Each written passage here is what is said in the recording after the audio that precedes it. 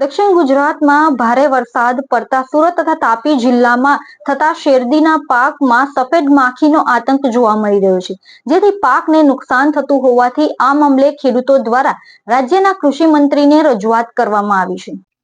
દક્ષિણ ગુજરાતમાં ભારે વરસાદ બાદ તારાજી સર્જાઈ છે. ભારે વરસાદને કારણે ઘણો પાક નષ્ટ પામ્યો છે. ત્યારે હવે વરસાદ બાદ દક્ષિણ ગુજરાતમાં સફેદ માખીના આતંકને કારણે ખેડૂતોના પાકમાં ભારે નુકસાન થયું છે. ખેડૂતોના મોટા ભાગના પાક નષ્ટ થઈ જતા હતા. હવે ખેડૂતોના આગેવાને સરકાર પાસે આ બાબતે સહાયની માંગ કરવી પડી છે. દક્ષિણ ગુજરાતમાં ભારે વરસાદના કારણે ઘણું નુકસાન થયું છે. ત્યારે હવે વરસાદ બાદ સફેદ માખીનો ઉપદ્રવ વધતા પાકને ભારે નુકસાન પહોંચાડી રહ્યું છે. ત્યારે 15,000 એકર શેરડીના પાકને સફેદ માખીએ ખરાબ કરી દીધો છે. સુરત, તાપી સહિત દક્ષિણ ગુજરાતના જિલ્લામાં માખીઓનો ઉપદ્રવ પાકને નુકસાન પહોંચાડી રહ્યો છે. આ સાથે 3 લાખ એકરમાં શેરડીના ઊભા પાકમાં વ્યાપક નુકસાન થયું છે. વરસાદી જીવાત દક્ષિણ ગુજરાતમાં ખેડૂતોના પાકને નુકસાન પહોંચાડી રહી છે. ત્યારે આ પરેશાનીના કારણે ખેડૂતોને નુકસાન થતા હાલત કફોડી બની છે.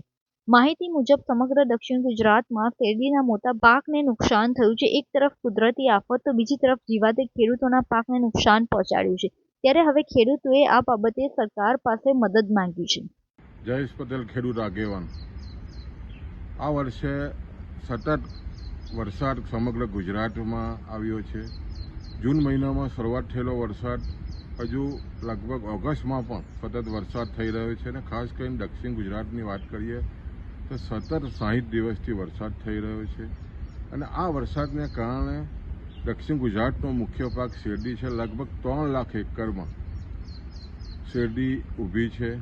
અને જે રીતે સતત વરસાદ ખાસ કરીને જુલાઈ મહિનામાં થવાને કારણે શેરડીમાં સફેદ માખીનો ભારે ઉપદ્રવ ઊભો થયો છે. લગભગ વાત કરીએ તો નવસારી, વલસાડથી માંડીને સુરત અને ભરૂચ સુધી સફેદ માખીનો ભારે ઉપદ્રવ દેખાયો છે. આને કારણે લગભગ 15,000 એકરમાં શેરડીને વિપુલ પ્રમાણમાં નુકસાન થયું છે. હાલમાં સરકારે જુલાઈમાં વરસાદ પડ્યો, વધારે પડતા વરસાદને ખેડૂતો માટે પોર્ટલ ખોલીને મદદ કરવાની જે વાત કરી છે, આ વધુ વરસાદને કારણે આ સફેદ માખી આવી છે. આના કારણે શેરડીને ભારે નુકસાન થયું છે. ત્યારે આવનાર દિવસોમાં કૃષિ મંત્રીને અમે વિનંતી કરી છે કે જે સફેદ માખીના ઉપદ્રવને કારણે ખેડૂતોને ખૂબ નુકસાન થયું છે, એમને પણ આવરી લઈને ખેડૂતોને સહાય થાય, સર્વે થાય એવી અમે માંગ કરી રહ્યા છીએ.